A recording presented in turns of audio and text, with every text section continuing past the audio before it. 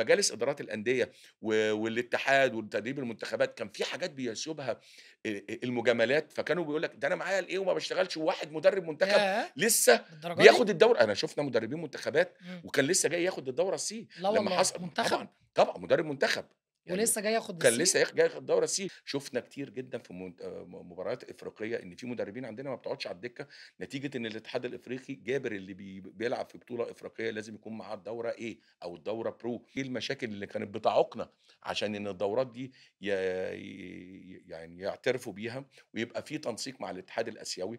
فالاتحاد الآسيوي قال لهم أنتم خارج الاتفاقية، خشوا جوّه الاتفاقية. الاتفاقية دي كانت عبارة عن إيه؟ كنت بتدّي الدورة دي في قطر بتدّيها مثلًا 240 ساعة، تلاقي مصر بيعملوها 5 أيام. 5 أيام اللي هو اقلب. دي قضية وجود. أنت النهارده بعد فترة كان كل اللي بيبقى معاه الدورة إيه، يروح مثلًا يشتغل في الإمارات أو قطر يقولوا له لازم تعادلها إن الإيه بتاعتكم في أفريقيا تعادل عندنا الB. الB فتلاقي المدرب بيدفع فلوس تاني أو يفنشوه عشان عشان يروح ياخد ياخد الدورة. الB. عايز أشيد جدًا بالمهندس ماجد سامي، إن هو ييجي في جامد سنة بصراحة. بعد 6، 7، 8 سنين بيلعب في الدوري الممتاز به محترفين وما وB بيصعدش، وصرف فوق ال300 مليون جنيه وما بيصعدش، ويدّي الفرصة لمدرب شاب واعد لا يتخطى ال33، 34 سنة محمد الشيخ. إمم. مدرب رصيده كله إنه كان بيشتغل في قطاعات ناشئين وأندية صغيرة، ما بصّش لكده أنا لكن باحب شاف. الحاجات دي أوي بصراحة. هنا بقى كانت إيه، هنا الopen mind.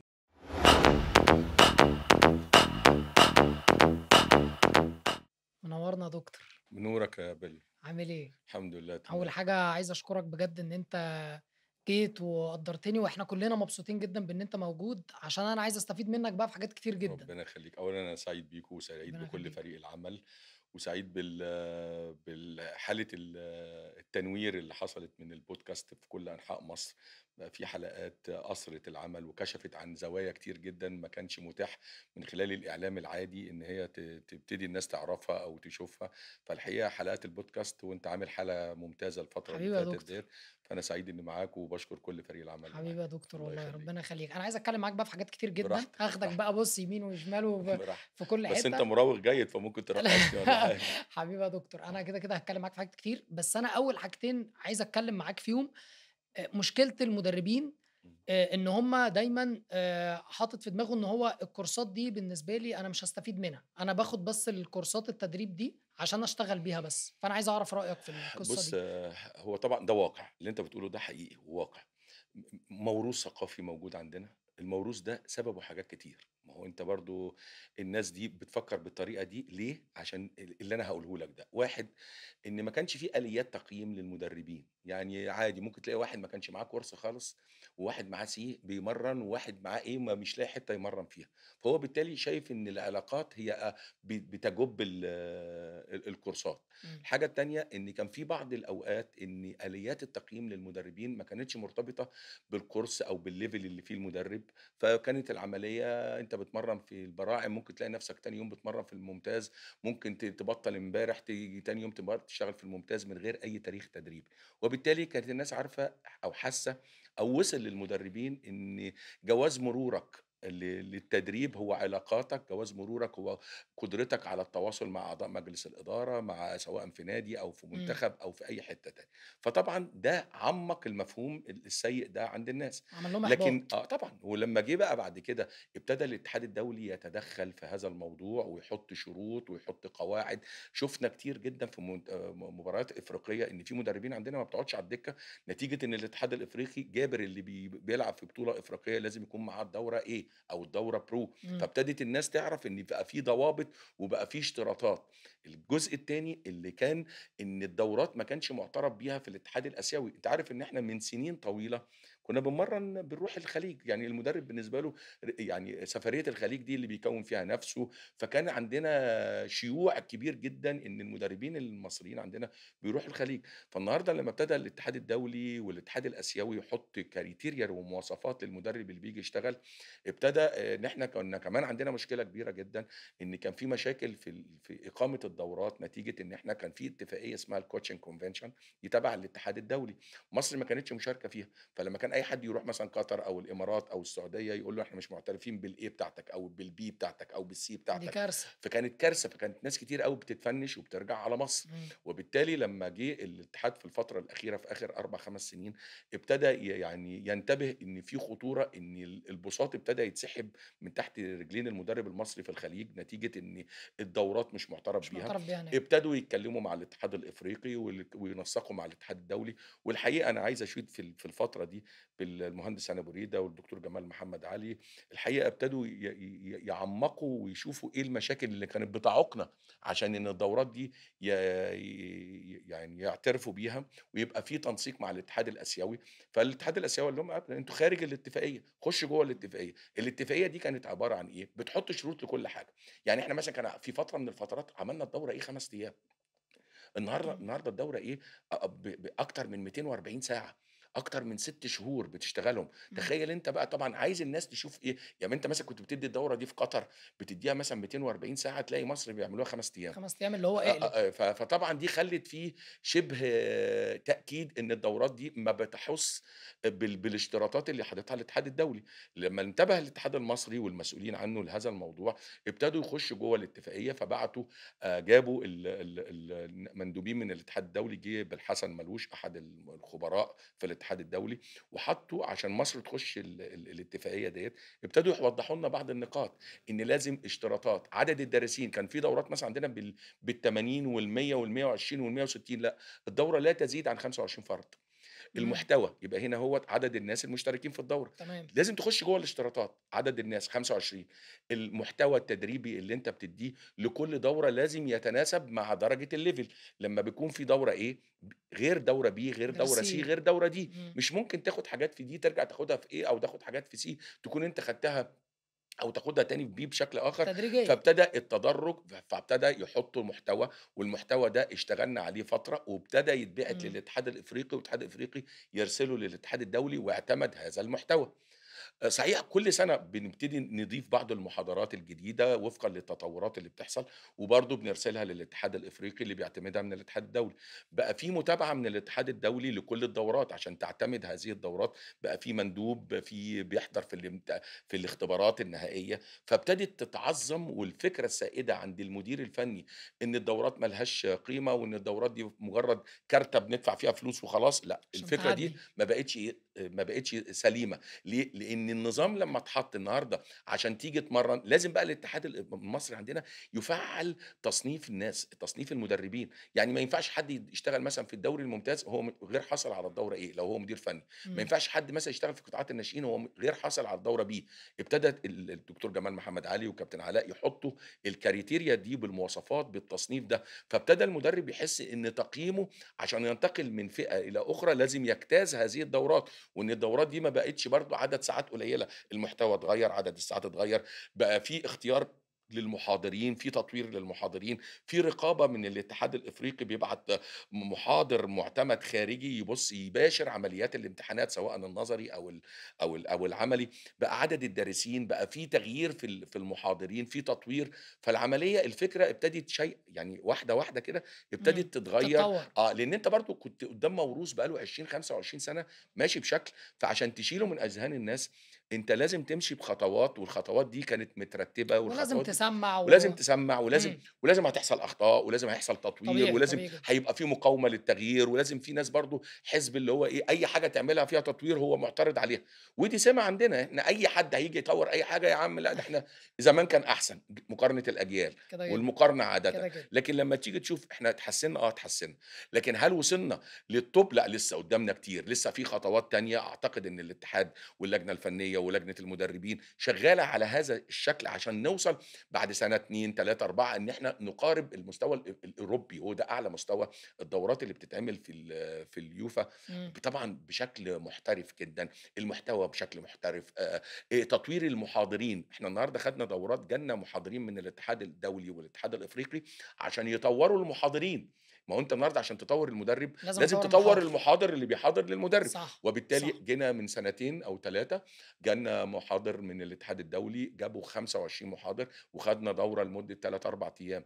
كل فترة بقى بييجي حد يتابع هذا الكلام ويتابع المحتوى ويشوف شكل المحاضرات إيه وعدد الساعات إيه، وإن بقى كان الأول المحاضرة عبارة عن مرسل ومستجيب، أنا باحاضر وأنت بتسمعني وفي الآخر باجي أمتحنك، النهارده بقى في تطبيقات أنت بتاخد لمدة أسبوع أو أسبوعين حسب الدورة اللي أنت فيها، بتاخد كورس وبتنزل تطبّقه في ناديك وبتعمل زي يعني مشروع، بتيجي تقدّم الحاجات اللي أنت خدتها بتيجي تطبّقها، وبتقدّم فيديوهات وبتقدّم مشاريع وبتقدّم أوراق دراسية. فما أصبحش الامتحان مجرد يعني في الآخر خالص ورقة حاجة وقلم نظري. وساعتين، لأ، ده بقى في شغل عملي، في متابعة للأوراق الدراسية اللي أنت بتعملها، بتشتغل عملي في المحاضرات ونظري، وبتنزل تعمل تطبيقي على الفرق اللي أنت بتشتغلها، بقى صح. في تصنيف للانتقال من درجة من C للB لازم تكون اشتغلت فين وعملت إيه وإيه الreport اللي بيتكتب عنك، الكلام ده طبعًا في تطور وفي تحسُّن، وصلنا للطب لأ لسه. عايزين لسه نطوّر بس المحاضرين، في عايزين لسه process. نطوّر المدربين، إمم.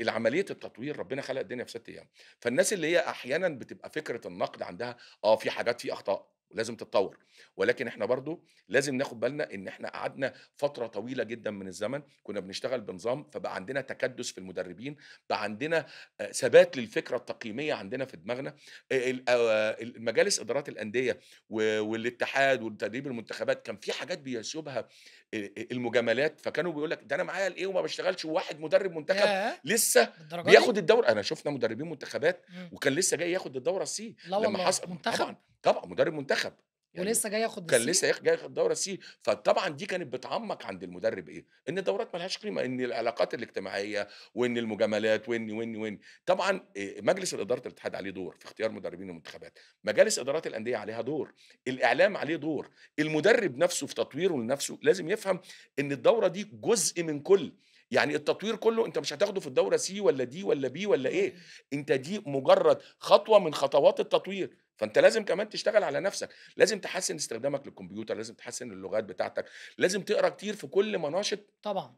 التدريب، النهارده أنت بتتعامل مع بني آدم، مع يعني النواحي البدنية، نفسية، عقلية، ذهنية، تكتيكية، خططية، فاللي أنت بتتعامل معاه ده أنت محتاج تقرا في كل الأفرع ديّة، عشان تعرف تقرا في تتعامل علم معاه النفس، في كل تقرا في الاتجاهات. القانون، تقرا في الإدارة، شُفنا مشاكل كتير جدًا بتحصل في الكرة المصرية نتيجة سوء إدارة المدربين للفرق، نتيجة مثلًا تصريحات هو مش عارف يتعامل إزاي مع الإعلام، بنشوف مثلًا مدرب بيتعامل بعنف شديد جدًا مع اللاعب في مراحل سنية صغيرة، ما درسش حاجة علم صعبة نفس. جدًا. ما درسش فئات عمريه، مدرب مثلًا الفرقة عنده فيها إصابات كتير، مش قادر يستوعب إن كل مرحلة سنية ليها حِمل ليها بدني حمل معيّن. بدني معين وليها تخطيط للموسم، مضبوط. كل الكلام ده دي أدوار بتقوم على المدرب، في أدوار على الاتحاد، تنظيم المسابقات لازم يتم بشكل يبقى في جوانب فنية يُراعى فيه السن ويُراعى فيه المراحل العمرية اللي إحنا بنشتغل عليها، فطبعًا ثبات الفكرة ديّة هتُزال بس مش زرار هو مش هادوسه زرار هادوس هيقلبه من عليه الناحية هيبقى كلنا هيبقى إيجابيين كلنا أو زرار إيجابيين. هادوس عليه هيبقى سلبيين. طبعًا هتاخد وقت وشغل بالضبط. وتعب الانتقال ومجهود. من السلبية للإيجابية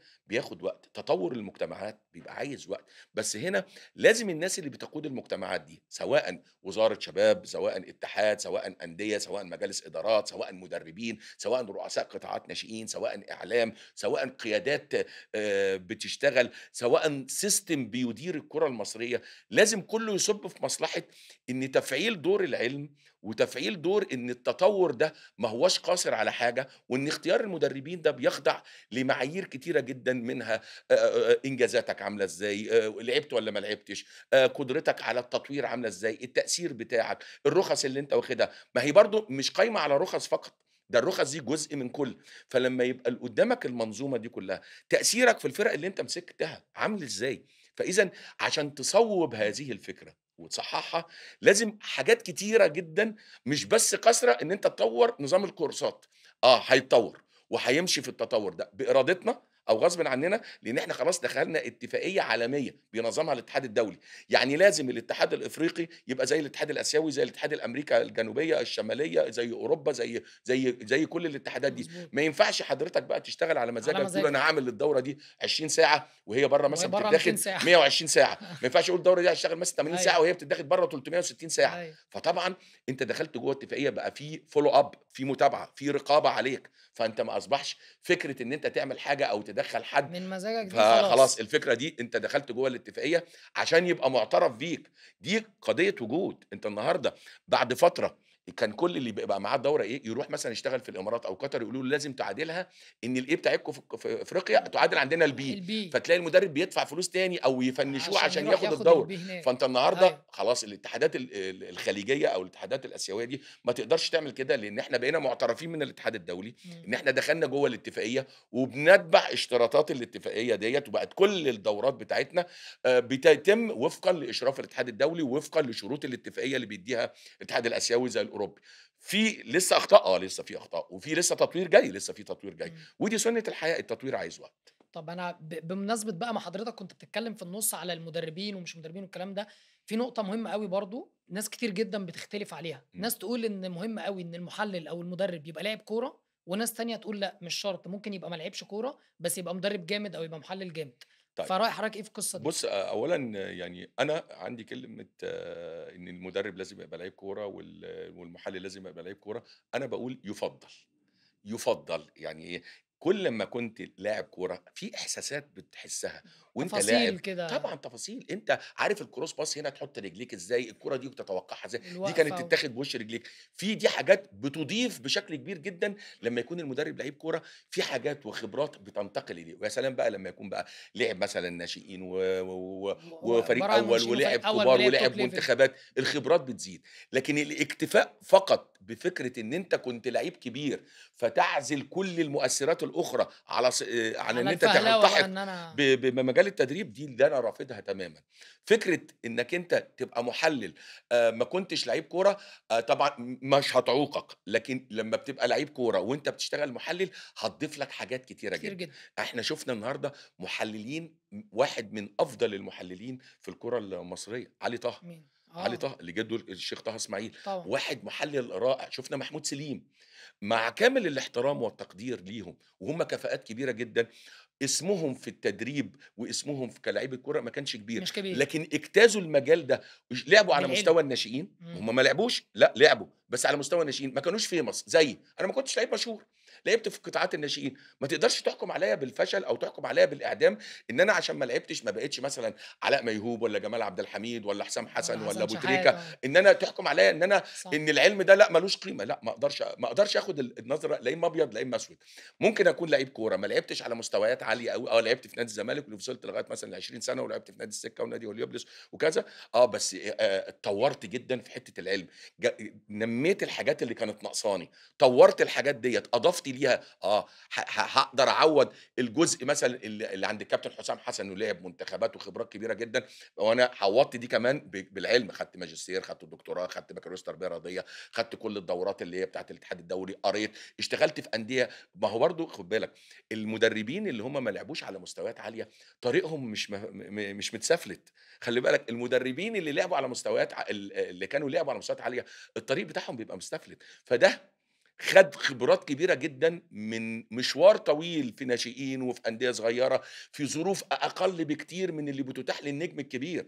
أنا اشتغلت في أندية ما كانش عندي غير 6 كِوَر، اشتغلت في أندية ما كانش كان اللعيب مثلًا بياكل وجبة في الأسبوع، اشتغلت في أندية ممكن يا أشتغل نهار على أبيض! نُص ملعب، لا والله اشتغلت بجد! في أندية بياكل وجبة في الأسبوع؟ طبعًا لأ يعني النادي بيصرف له كلاعب محترف بيصرف له وجبة في والباقي الأسبوع؟ بيصر بي بي بي اللعيب بيأكّل نَفْسه، فاهمني؟ فممكن يكون لعيب ظروفه الاجتماعية بسيطة جدًا، اشتغلت في أندية ما كانش عندك غير طقم واحد، اشتغلت في أندية ما عندكش أدوات كتير، ومعدات إن أنت تشتغل بيها واشتغلت بقى وأدوات. نُص ملعب، تشتغل على نُص ملعب، المتاح لك ساعة واحدة عشان الملعب متأجّر، كل دي ظروف قدرت إزاي تتعامل مع الظروف الصعبة دي، صح. أحيانًا الحاجة أم الاختراع، لمّا بتتعامل مع الظروف الصعبة دي بتقدر بتتعلم تخلق كتير أوي مدرب بقى. عارف أنت يقول لك إيه، ده اتمرمط، ده اتمرمط. فإذًا المرمطة دي كانت جزء في الصناعة برضه، منسك بقى وجزء في إمكانيات الخبرات، وفلوس يعني أنا مثلًا وملاعب أمّا أروح أشتغل في سكة حديد سوهاج، أمّا أشتغل في سرسلان، أمّا أشتغل في منوف، أمّا أشتغل في نجوم مصر، أمّا أشتغل في شرقية للدخان، أمّا أشتغل في إنبي، أشتغل في بتروجيت، أشتغل في FC مصر، أشتغل في سموحة، أشتغل في الإسماعيلي، أشتغل في نادي الترسانة، كل دي مراحل مرّيت بأكتر من 20 نادي، كل ده مستويات مختلفة جدًا. مجتمعات مختلفة، جدًا. أعمار سنية مختلفة،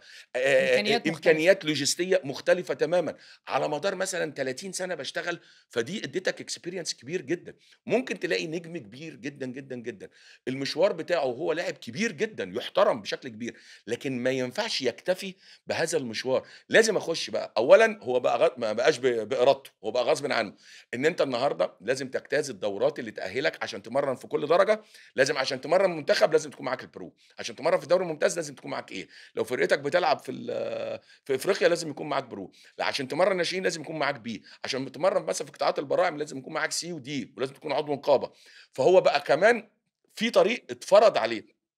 طب هو كمان اتميّز في حاجات كويسة، والحقيقة دي عايز أشكر عليها لجنة المدربين واللجنة الفنية.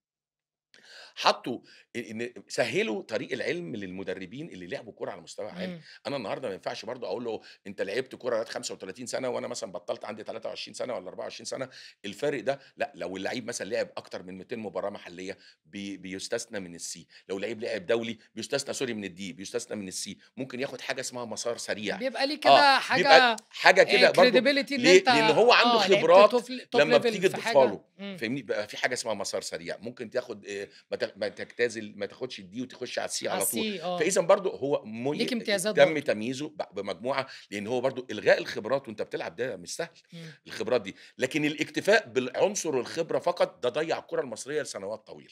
فأنا عايز أقول لك إن فكرة إن المدرب يبقى لاعب، فكرة جميلة جدًا، لكن لو اكتفى بس بإن هو كل مهاراته إن هو كان لاعب، فكرة كارثية، ضيّعت الكرة المصرية لسنوات طويلة، دي ضيّعت وضيّعت أجيال. جدًا. فكرة محلل الأداء النهارده تحليل الأداء، النهارده كان الأول تقعد تكتب ورقة وقلم دلوقتي بقت تقرير كل حاجة لا، على النهارده بقى اللابتوب. في برامج وبرامج متقدمة جدًا، بقى في كمبيوتر، فلازم محلل الأداء ده يبقى عنده بيشتغل مهارات الكمبيوتر، كل حاجة بقى في الكمبيوتر، كل برامج الكمبيوتر، مش بس وورد وإكسل لأ، ده لازم يتعامل مع اللي أكبر من كده، لازم يعرف يتعامل مع البرامج بتاعة تحليل الأداء، إمم. بنشوف شركات كبيرة جدًا، يعني مش عايز أعمل دعاية أوبتيما أو شايف إنستاد وبنشوف في مصر هنا كورة بيدّوا برامج عالية جدًا، فلازم المدرب اللي رايح أو محلل الأداء ده لازم يجتاز، ما ينفعش واحد هيشتغل محلل دلوقتي ويبقى محلل على مستوى عالي ما بيعرفش يشتغل في الكمبيوتر، ما إمم. بيعرفش لغة، إمم. هتبقى عنده مشاكل كبيرة جدًا هيواجهه مشاكل على مستوى كتيرة مش هيعرف يبقى يحلها إذًا طبعًا. هنا لو هو مدرب، لو هو كان لاعب كويس أوي وحَب يشتغل تحليل على نظام الold fashion بتاع زمان ده مش هينفع، هيبقى ليه سقف. النهارده بنشوف محللين أداء وزي ما قُلت لك من شوية محمود سليم، وزي ما قُلت لك من شوية علي عليه طه، وشُفنا هاني ناصف، وشُفنا ومحمد لأ، في ناس كتير وانتشر عندنا، بقى عندنا قاعدة من محللين الأداء بيجابهوا أي مستويات عالمية، شُفنا ك كيروش لمّا جه اتبسط جدًا من محمود سليم، كان شايفه بشكل كويس جدًا، قبليهم كان علي طه مميز جدًا، في هاني ناصف في البنك الأهلي، في مش عايز أنسى أسامي، أنا إمم. بادّيك على سبيل المثال، فالنهارده هم ما كانوش لعيبة على مستويات عالية، لكن عندهم الknow how اللي يقدر يخدم فكرة تحليل الأداء، النهارده القراءات والدورات والتعليم مهمين جدًا، يقدر يجتاز لك ويعوّض لك عن فوارق اللعب على أكيد مستويات طبعًا. عالية، لكن لعب هو لعب، طيب يُفضّل إن اللي لعب يخش في المجال، يُفضّل، وهتدّي له يعني pushing دفعة أقوى، هتدّي له طب يا دفعة أقوى دكتور بكتير. وتحليل بقى التلفزيون والقنوات، بتشوفوا نفس أنا وجهة نظري إن هي برضه مش لازم أنا باشوف يعني إن هم بالنسبة لهم أنت لازم تبقى براند، تبقى لعيبة أهلي ومنتخب وبتاع عشان تيجي تتكلم. أنا باشوف برضه إن هي لأ مش لازم، ممكن حد يبقى لاعب level عالي جدًا وما يبقاش أحسن واحد يقرا الماتش أو أحسن واحد يقول وجهات نظر ويقول المدرب ده ناقصه إيه وعمل إيه والكلام ده. فبرضه أنت بتشوف قصة تحليل التلفزيون نفس الفكرة بتاعة المدربين والمحللين الأداء؟ متّفق معاك تمامًا، إن برضه أخطر ما يمكن إنّك أنت تجهيل الناس، إنّك الماتش هو ده قصدي. بتحلّله بناءً على نتيجة، التحليل مش عمره ما بناء على نتيجة، بناءً على أداءات معيّنة وأسلوب لعب وتكتيك معيّن وتغييرات مدرب وأسلوب إدارة مدرب والتعامل مع الemergency الطوارئ اللي حصلت، طرد، تغيير أسلوب لعب، إمم. الكلام ده أنت لازم توضّحه للناس، ده خطورة الاستوديوهات التحليلية المرئية دي، لإنّك أنت الناس كلّها بتاخد انطباعاتها من النجوم في ديّة، ناس يا بتقول نفس سلام! الكلام. يعني ما هو برضه اعتياد الناس برضه على إيه، إن النتيجة تلاقيه في الشوط الأولاني كان بيقول حاجة ولمّا الفرقة كسبت غيّر كلامه ده كلّه، المدرب أنت عمل النهارده وسوّى. مش بس بتقول كلام ممكن يكون غلط أو بتقول كلام ممكن يكون فيه شيء من عدم الصحة، لكن أنت للأسف الشديد أنت بتشكِّل وجدان وأفكار مجتمع كامل، النهارده لمّا تقعد في أي قناة من أي قناة مش عايز أقول اسم أي قناة، وتقعد في استوديو تحليلي بيشوفك مش أقل من 30.000.000 فرد، وكتير جدًا. لمّا النهارده أنت تعتاد على أفكار وأكلاشيهات معيّنة، أنت بتشكِّل وجدان الناس دي، لكن لمّا بييجي حد أولًا متجرد، ثانيًا بيفهم بيفهم، عارف إيه اللي يلقي الضوء عليه واللي إيه اللي يوضّحه للناس. النهارده الاستوديوهات التحليلية الكبيرة جدًا معاهم فريق عمل، عملوا mix من الاتنين. يعني مثلًا لمّا تشوف BN Sport بتجيب نجوم famous كبيرة جدًا، ودي نقطة مهمة جدًا للناحية التسويقية. صح. لمّا تلاقي اللي بيتكلم رود خوليات، لمّا تلاقي اللي بيتكلم أبو تريكة، لمّا تلاقي اللي بيتكلم طارق دياب، لمّا تلاقي بيتكلم أرسن فينجر، لمّا تلاقي اللي إمم. بيتكلم جوزيه مورينيو، هتقعد وتسمع الكلام اللي هتسمع بيقوله. كده، كده. بس معاهم بقى محللين أداء بيشتغلوا في الteam building في فريق العمل، بيحطّوا قدّامهم من خلال أدوات وبرامج المعلومات اللي يقدروا صح. ينوّهوا عليها يستخدمها للناس. بقى. لكن إن أنت يستخدمها. قاعد وأنت قاعد على كرسيك كده قاعد بتهبد وما فيش عندك أي data والscript اللي قدّامك ما اتغذّتش من محللين الأداء اللي بيشتغلوا في القناة، ممكن ما يكونوش famous، ممكن ما يكونوش جاذبين للإعلانات، ممكن ما يكونش مردودهم من الناحية التسويقية كبير، إمم. لكن أنا قدرت على الأقل أختار من المدربين اللي كانوا لعيبة كورة أجودهم، أحسنهم، أعلّمه، أطوّره، أبتدي أجيب له data كويسة جدًا عشان يقدر هو كمان يتطوّر، وأنا كمان أعمل evaluation أنا كإدارة قناة. بيلو بيتكلم كويس جدًا أحسن من عطية، خلاص افسخ عقد عطية ده وما وبيقول له يطلع تجيبوش يتكلم. وزوّد دوّة وهات دوّة. لإن أنت النهارده الناس دلوقتي بتدوّر على اللي بيفهم، بتدوّر على اللي بيقول كلام مختلف، والناس بقت فاهمة يا والناس دكتور بتفهم بصراحة، يعني سواء بيبقوا فاهمين زملكاوي مين بيفهم أو أو مين. أهلاوي أو ترساناوي أو إسماعيلاوي، الناس في الآخر ممكن تقعد تسمع لحد مش بيخاطب الوجدان، بيخاطب العقول. ودي مشكلة كبيرة جدًا إن لقينا في الآخر إن الاستوديوهات التحليلية اتحولت إلى استوديوهات ملونة. الاستوديو التحليلي ده كمان مع تعاظم قنوات الأندية الأهلي والزمالك، بقينا بنتفرج على ماتش تبقى كورة هاند بول وباينة جدًا، وتلاقي فريق العمل اللي بيحلل كله عمّال عايز يقنع الناس إنها مش مش ركلة جزاء. يا هاندبول. جماعة أنتم ويجيب بتهرجوا، الكاميرا على الجمهور، أنتم ويجيب بتلغوا الكاميرا على ذكاء الناس ليه؟ ده أيوه. أكبر فشل لأي قنوات متخصصة، إن هي تلغي ذكاء المشاهد، أو إن أنت كمحلل إنك أنت ما تستوعبش التغيرات اللي بتحصل في المجتمع. فتطلع تقول النهارده نفس الكلام. المجتمع اتعلم والمجتمع بيقدر الناس يفرز بقت مثقفة حتى آه. لو انتماءاتي، بس أنت من جواك بتبقى عارف إن الكورة فعلًا ركلة جزاء على الزمالك، إن الكورة دي فعلًا هدف صحيح والكورة أوفسايد على الأهلي، وإن كذا. خلاص، أنت النهارده بتقدر تفرز ما بين الناس وبتشوف. فأعتقد إن المهنية والتجرد والعلم هي جواز مرور الاستوديوهات التحليلية لقلوب الناس ولأفكار الناس، وإنك تبقى عندك credit كبير جدًا عند الناس، مش بس باسمك ورصيدك وأنت لاعب. رصيدك وأنت لاعب بتعتمد عليه بس بتقول كلام ما حدش فاهمه، أو بتنوّه على حاجات في أحداث كتيرة في الماتش أنت ما أشرتش إليها، أنت تخطيتها وتشوف استوديوهات تحليلية. إيه اللي هيحصل؟ الراجل هيحوّل القناة. وده أكبر بيحصل. يعني ألم بتاخده القنوات ديّة، إن أنا ما باتفرّجش على القناة دي، أروح أتفرّج على قناة زهقوا تانية. يا دكتور، خلاص، ما الناس أنت الناس بجد والله باتكلم حضرتك أكلاشيهات بجد، وكلام يعني مُعتاد. أنا واحد من الناس دايمًا وصحابي يا عم زهقنا بقى من الناس اللي بتطلع تقول نفس الكلام فاهم؟ الناس محتاجة يعني محتاجة تطوّر، وِش محتاجة جديد تغيُّر. وتطوّر وناس بتتكلم، مش واحد طالع لابس نفس اللبس وبعدين بيقول في نفس ناس على الكلام فكرة وبيلف على يعني القنوات. لعبت كورة على مستويات مش عالية أوي، لكن بتتكلّم بتفهم كويس جدًا. جدًا، ما هو عادي بتتكلّم ممكن كويس. يبقى كان لعيب جامد أنا واتصاب أنا مثلًا هادّيك حصل له. مثال مثلًا، إمم. أنا شُفت ناس مثلًا عندها من المهنيّة وهي ما لعبتش بقى كورة خالص. اقعد اتفرّج على مثلًا إيه، إسلام سامي، إسلام اتفرّج حبيبي، على إسلام حبيبي جدًا. محمودي. محمودي. عندهم من هاني حتحوت، عندهم من المهنية اللي قدر يقعّدك وهو ما كانش famous، ما كانش نجم كبير، صح. لكن المهنية بتاعته بقى ليه رصيد كبير جدًا، لإن الناس لمّا بتلاقي حد بيخاطب عقولها وبيكلمهم بأسلوب مختلف، وبيتناول الموضوع والمشروع أو المشكلة إمم. أو المباراة من زوايا مختلفة، أنا باقفل خالص على النجم مع كامل الاحترام ليه، وباقعد أسمع وهاروح لده. الراجل اللي بيخاطب عقلي، اللي بيقدّم لي مادة فيها quality وفيها دسم بشكل كبير جدًا، اللي بيعمل لي تنوير يعني إضافة لعقلي، بيعمل لي edit. لكن أنا قاعد قدّام واحد بتعصُّب، تنمُّر، بيتخطى أحداث، بيتغافل عن أحداث عشان ييجي القناة تاني عشان هو في قناة ما ينفعش يزعّل جمهور X إيه أو ده وده جمهور إيه Y. ده آه طبعًا، بيحصل؟ آه طبعًا بيحصل، بيحصل آه. بشكل كبير جدًا. أنت ممكن تروح قنوات أندية وقناة وما تجيش كبيرة. تاني لمجرد إن أنت قُلت إن الكورة دي foul قُلت أو إن offside الكورة دي أو فاول. إن إحنا كنا وحشين أو الكورة دي ما أيوه. ينفعش. لازم يكون برضه إدارات الأندية والقنوات الخاصة والقنوات بتاعة الأندية، لازم يبقى في عملية حراك وعملية تقييم وعملية احترام للمشاهد، سواء من الfans بتوعي، من الأنصار بتوعي. ما أنا النهارده هتلاقي بعد شوية يا عم لأ بيتكلموا كلام صعب جدًا، الكورة يا عم فاول باينة جدًا، ده الكورة كانت طرد الحقيقة. فأنت النهارده ما تلغيش الذكاء اللي قدامك. ليه؟ لإن تنوير المجتمع هيعمل تطور في الكرة المصرية. إمم. أنت النهارده لمّا بتزيد من التعصب، لمّا بتتفرج على برامج تلاقي أغلب التعليقات فيها نتيجة التحيُّز المُطلق من المحللين أو من الاستوديوهات أو إن في أحداث، أنت بتخلق ده بيأثّر على السلام الاجتماعي، بيأثّر على السلم الاجتماعي في كده، البلد. كده. أنت في مدربين كتيرة جدًا طلعت قالت كلام السوشيال ميديا هاجمته بشكل كبير جدًا، مش عارف يعيش في المجتمع بسبب إنه قال كلام يعني فقد مصداقيته. فأنت النهارده لازم تاخد بالك إن مخاطبة جموع كبيرة من الجماهير لابد إن أنت العالم اتطور يا دكتور، الناس طبعًا، كلها بقت updated وفي طبعًا social media والناس كلها بقت بتفهم وفاهمة اللي بيتكلم ده بيتكلم بصراحة والّا بيطبل، خلاص يعني الناس خلاص بقت أنت فاهمة محطوط فاهم؟ تحت الspot.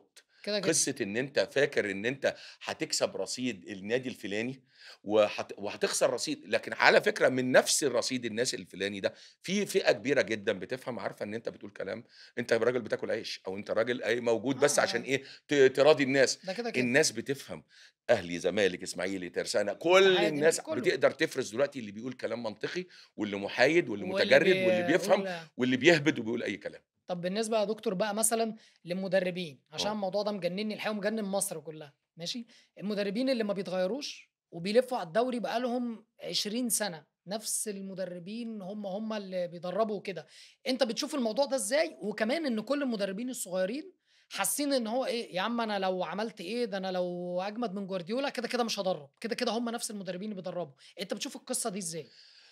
والله بُص، أنا شايفها إن دي مشكلة الأندية، مجالس إدارات الأندية، ثبات الأفكار، عدم وجود آليات للتقييم، عدم وجود جراءة، عدم وجود مشروع للنادي، عدم وجود مدير رياضي يبقى coordinator ما بين الboard أو ما بين مجلس الإدارة وما بين المشروع، فعارف يختار مين، عدم تتبُّع الناس ووضع آليات تقييم غير النتائج فقط. النتائج مهمة جدًا، لكن أنا النهارده 90% من الأندية عندنا باستثناء 3، 4، 5 أندية اللي عندهم مشروع حقيقي لمّا تيجي تقول له أنت بتلعب بقى لي سنة بالعب على أجيب المركز دوّة، وعايز ألعب في البطولة دي أجيب كذا، وعايز كذا، وعندي ميزانية قد كذا، ولازم أجيب في صفقات بكذا، ولازم أعيد تدوير كذا، وعندي قطاع ناشئين لازم يطلّع إمم، قليلين جدًا، جدًا، جدًا يتعدّوا على أصابع الإيد الواحدة إمم، وأقل. أوكي، النهارده مجالس إدارات الأندية، الخوف من الجماهير، الخوف من إن أنت تفكّر خارج الصندوق. أنا عايز أشيد هنا بمجموعة من التجارب زي ما قُلت إن مجالس إدارات الأندية الخوف من إنها تكتشف مدرب أو إنها تدّي الفرصة لمدرب. عايز أشيد جدًا بالمهندس ماجد سامي، إن هو ييجي في جامد سنة بصراحة، بعد 6، 7، 8 سنين بيلعب في الدوري الممتاز به محترفين وما وبيه. بيصعدش، وصرف فوق ال300 مليون جنيه وما بيصعدش، ويدّي الفرصة لمدرب شاب واعد لا يتخطى ال33، 34 سنة محمد الشيخ، إمم. مدرب رصيده كله إنه كان بيشتغل في قطاعات ناشئين وأندية صغيرة، ما بصّش لكده، أنا لكن باحب شاف الحاجات دي أوي بصراحة. هنا بقى كانت إيه، هنا الopen mind مُخ مفتوح عند رئيس نادي عنده من الجراءة إنه عنده مشروع وشايف إن اللي هيحققه للمشروع ده مدرب يمتلك الأدوات بتاعة المشروع. 90% من مجالس الإدارات الأندية لا عندهم مشروع ولا عندهم من الشخصية والopen mind ولا والمُخ فكر. المفتوح، اللي هو بيخافوا من الجماهير، مسيطر عليهم وكلاء معيّنين إيه بيسيطروا ده حتى عليهم. رؤساء طبعًا، الأندية؟ طبعًا، طبعًا. لأ بجد طب أُمّال والله؟ إيه؟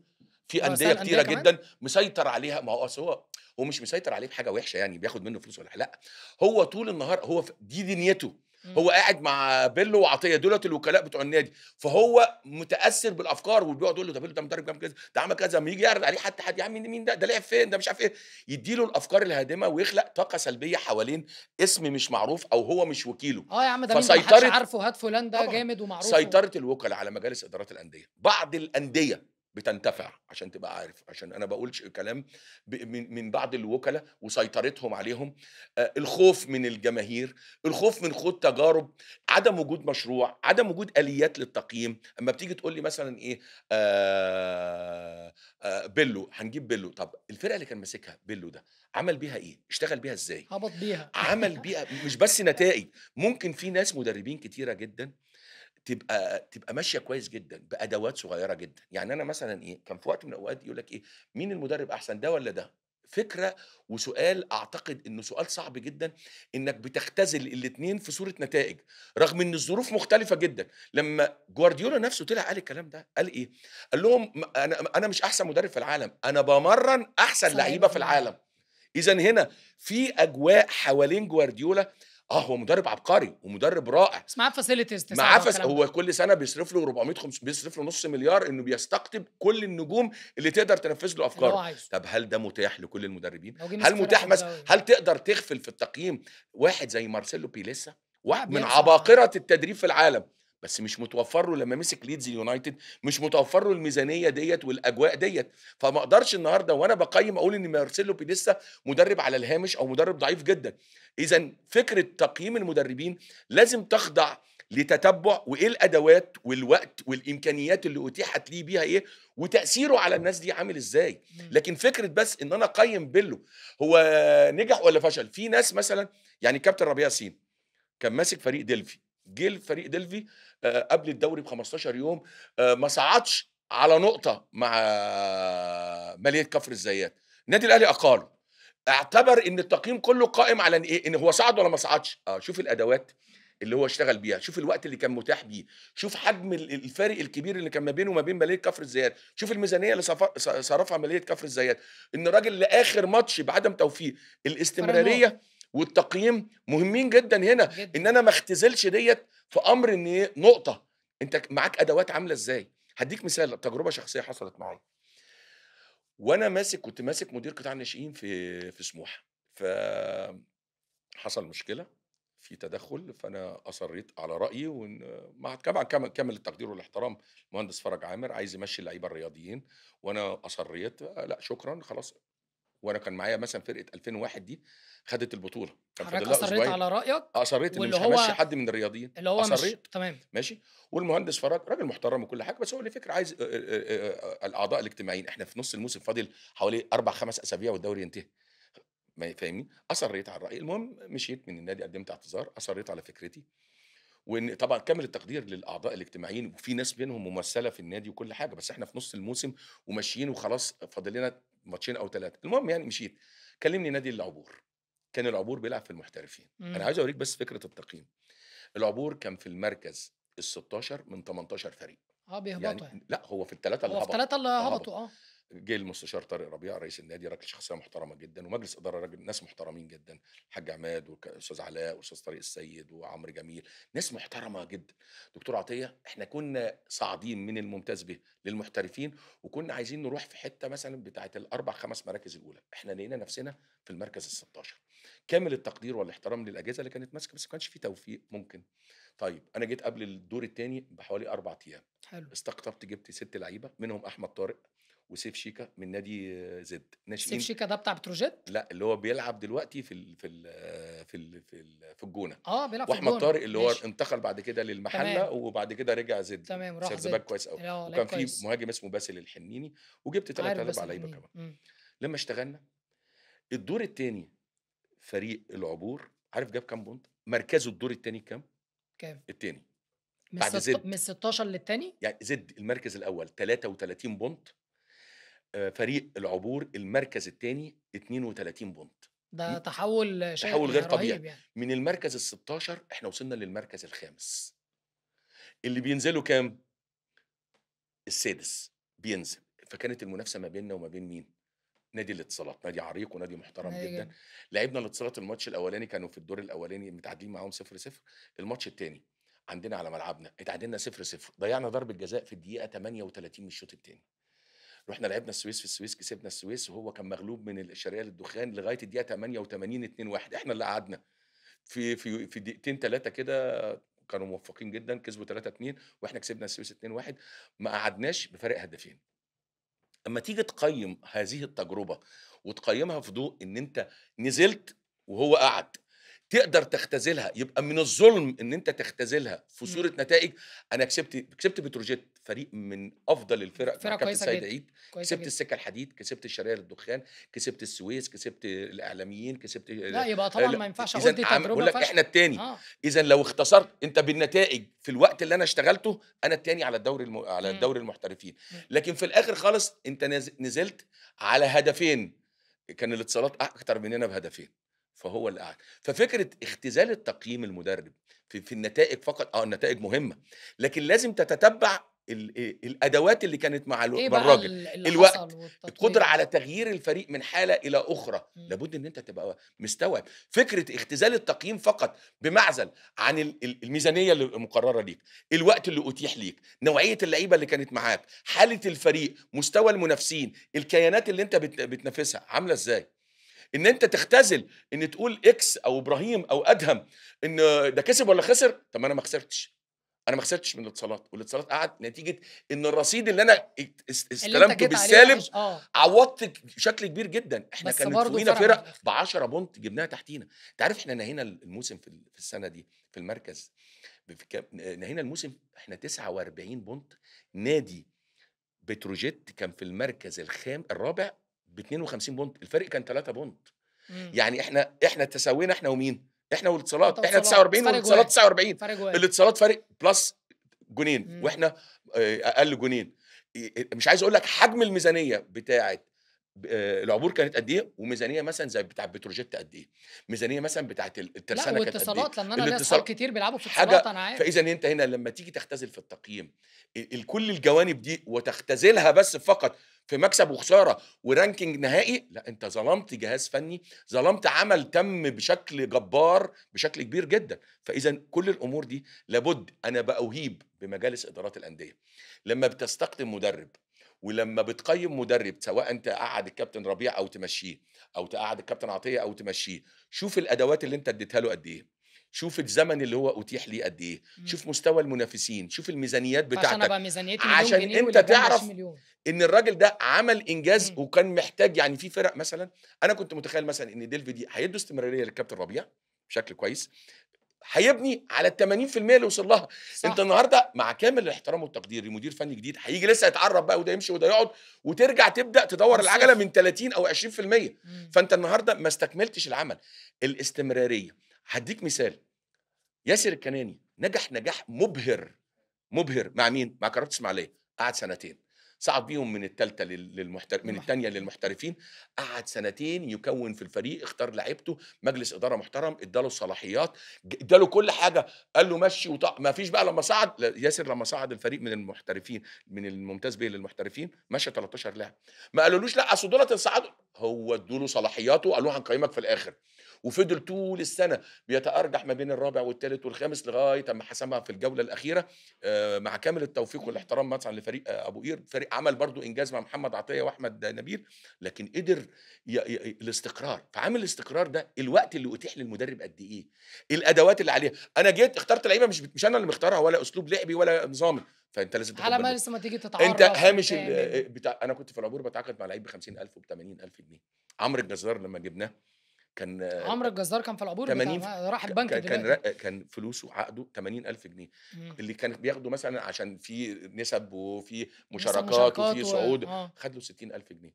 عمرو الجزار في خلال 6 شهور تم تطويره بشكل اتباع لنادي كان كان اتعرض على محلي. الاتحاد، والاتحاد و و مستكتر إن يدفع المبلغ في ده. وبعدين راح اتعرض لنادي المحلة المحلة والأهلي كان عايزه. ب1.300.000 جنيه وإعادة بيع نسبة إعادة بيع 10%. النهارده عمرو الجزار بيتباع من المحلة لنادي البنك راح الأهلي البنك ب30.000.000 جنيه. وكان الأهلي هياخده. أنا بادّيك مثال. إمم. بُص هناهوّة على فكرة التطوير، العين الأولى اللي اكتشفت اللاعب وكان مدرب من قطاع هو حضرتك الناشئين اللي جِبته العبور؟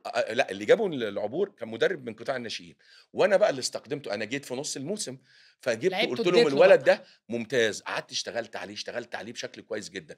هو شيكا راح الجونة، إمم. أحمد طارق راح المحلة وبعد كده راح فين، من لعيب يعني في قطاع الناشئين ما بيلعبش ومش ضمن مشروع زد، خدته من زد إعارة في صفقة ريفو، تم تطويره بشكل كبير جدًا.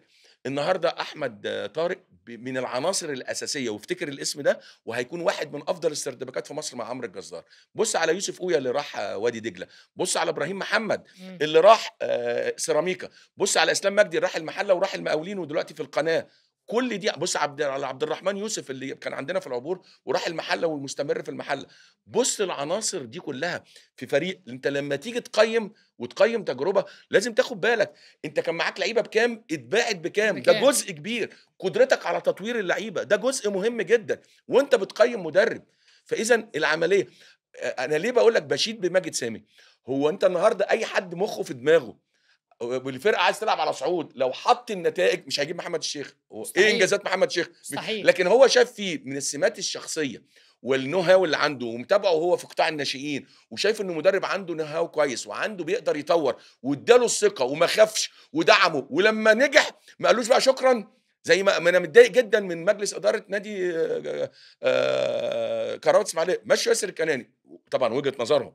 وبتحترم، ما اعرفش ايه الاسباب، لكن انا باشيد هنا بماجد سامي لان كمل، استمر، استمر. واثق يعني فيه. التجربه مش وميض ولا تجربه طلعت كده في السماء، لا ده ماجد سامي عارف بيعمل ايه، إمم، شخص عنده جراءه انه يدي الفرصه، إمم، شخص عنده يعني برضه هو مش قاعد كده قال لك طب هات الواد ده اديله فرصه مع كامل الاحترام، إمم. لا ده هو متابعه وشايفه واستخدم الادوات دي، وعنده فريق عمل بيحلل وبيشتغل وبيبص وبيشوف. فاذا فكره تقييم المدربين في مصر فكره شائكه ويشوبها الكثير من العوار. السبب الرئيسي اللي فيها الاجزاء اللي انا قلت لك عليها ديت، مجالس ادارات الانديه. نفس الكيس دوت برضه موجود في اختيار مدربين المنتخبات في الناشئين، طب التوازنات اللي بتحصل فيها. عايز أقول لحضرتك حاجة بخصوص ماجد سامي. كان تكيس لمّا كان ماسك دجلة، أكيد حضرتك عارف كانوا بيلعبوا كورة جامدة جدًا، جدًا، وكانوا بيخسروا. فحد من صحابي كان في معسكر يعني معاه وبتاع، فسأله، قال له: "أنت ليه بتخسر بالكورة الجامدة جدًا اللي أنت بتلعبها دي؟" وأنا باحب في ماجد سامي أوي يعني إن هو على طول عنده identity، تمام؟ قال له: "أنا باخسر بسبب عندي عشوائية هويه، الفرقة التانية." ايوه انا عندي قال هويه. له: "أنا بيبقى في لعيب في الفرقة التانية واقف غلط، يعني أنا مثلًا عامل خطة وتكتيك واللعيب ده هييجي كده، لعيب الفرقة التانية بيبقى واقف سرحان بيقطع الكورة." للأسف التجربة دي تم وقتها وتم التهكم على المهندس ماجد سامي، وتم التهكم على تكييس، وتم إمم، التهكم على كل حد بيحاول يخلق identity، هوية للفريق. إمم. أنت كنت زمان مين الفرقة اللي تكون من زمان اللي أنت أول لمّا تشوفها كنت تقول دي؟ الإسماعيلي. الإسماعيلي، بقى يقول لك برازيل الشورت مصر شورت وبيلعبوا باص، الكرات كورة. القصيرة، آه، المهارة، التحولات السريعة، إمم. اللعب الجمالي. فكنت كانت يعني الزمالك كان عنده القدرة إنه يمتعك. أنا كان واحد من جمهور الزمالك، كنت أروح الاستاد ونبقى كسبانين 3-0 وخارج مبوّس، زعلان عشان فأخويا النهارده أداء الكبير كان كان وِحِش. يقول لي، كان زملكاوي، يقول لي: "مالك مش ما لعبناش كويس النهارده." إمم. اتربينا إن لازم الأداء يعني النتيجة مرتبطة أنا ما باشوفش بالأداء، identity دلوقتي لأي فإن مدرب يا دكتور قليلين بصراحة. جدًا اللي بيعملوا identity. وحتى لو يا دكتور أنا عمري مثلًا يعني أنت مثلًا ممكن أفتح لك ماتش ما أقولكش ده مين بيلعب، هتقول لي ده جوارديولا، ده بيلسا، آه، ده أرتيتا. طبعًا. إنما الدوري المصري أنت لو فتحت إحنا الكرة ال20 فرقة المصرية مع مش إن هتعرف تفرّق بينهم. يا بيلو المشكلة من مشكلاتنا في الكرة المصرية إن إحنا على مدار سنين لغاية حقبة الكابتن الجوهري، وبعد كده الكابتن حسن شحاتة، ما عندناش هوية لشكل الفرقة هي بتلعب إزاي. بتشوف مين أحسن بقى، لأ، ما بُص أنا برضه هارجع تاني لفكرة مين أحسن، أنا ما عنديش الأحكام مين المطلقة. نجح أكتر؟ لأ بُص، طبعًا الكابتن حسن شحاتة نجح نجاح مُبهر، آه، 3 كاس ورا بعض، دي حاجة غير طبيعية. الكابتن جوهري إن يوصّلك كاس عالم بعد 50 سنة، وإن ياخد بيك كاس الأمم الإفريقية في 98، دي حاجة صعبة رهيبة. جدًا. فالاتنين أسهموا في تطوير الكرة المصرية بشكل كبير جدًا. فكرة بقى إن إحنا نعمل ranking ومين الأول ومين التاني ومين أفضل، أنت مش مع دي أعتقد أوي. إن دي فكرة بتقلل وبتسحب من رصيد وcredit الاتنين مدربين، 2 إمم، مدربين عظام. لا يجب إن إحنا نحطّهم في مقارنات وفي مواجهات مباشرة ونختزل إنجازات الآخر على تميُّز التاني، ما ينفعش. إمم. يعني لمّا أقول مثلًا الكابتن جوهري أحسن من الكابتن حسن، إيه اللي هيفيد أنت بتختزل مجهود الكابتن حسن. لمّا أقول الكابتن حسن أحسن من الكابتن جوهري، أنا باختزل الكابتن جوهري. بتختزل جوه. دي أفكار ما بتتسألش برّه. أنت تقول لي أنت بترتاح لأسلوب مين، أقول لك أنا باحبني بقى الquality اللي ما كان مع الكابتن حسن ساهم بشكل كبير ممتع أوي جدًا. بصراحة. أنت كان عندك variety غير طبيعي، آه، بيكون عندك واحد زي زيدان، آه. عندك واحد زي أبو تريكة، عندك واحد زي محمد حسني وشوقي بيلعبوا وغالي وأحمد عندك حسن برّه عندك 2 6 بمواصفات قلّما تجدها في الكرة المصرية، حسني كده، عبد كده. الرب ومحمد شوقي، أحمد فتحي، وائل جمعة، إبراهيم سعيد، سيد محمد معوّض، سيد معوّض، يعني أبو تريكة، أبو تريكة، أحمد بركات، عيد عبد أحمد الملك. عيد عبد يا الملك. خبر! ده أنت تخيّل أنت عندك الفرقة دي زيدان، حمدي زيدان عماد توب. متعب، عمرو زكي. بُص الquality. هنا هتقول لي إيه، ده الفرقة خدمت الكابتن حسن، زي ما في ناس لأ، بس بتطلع دي حاجة صعبة، بتنتقص من الكابتن حسن دي حاجة في صعبة القصة جدًا. دي. إزاي تدير هذه كل اللعيبة؟ النجوم دي. إدارة الفرقة دي، كابتن حسن حتى لمّا جه اشتغل في بتروجيت، كنت أنا مدير قطاع الناشئين وهو كان في الفريق الأول.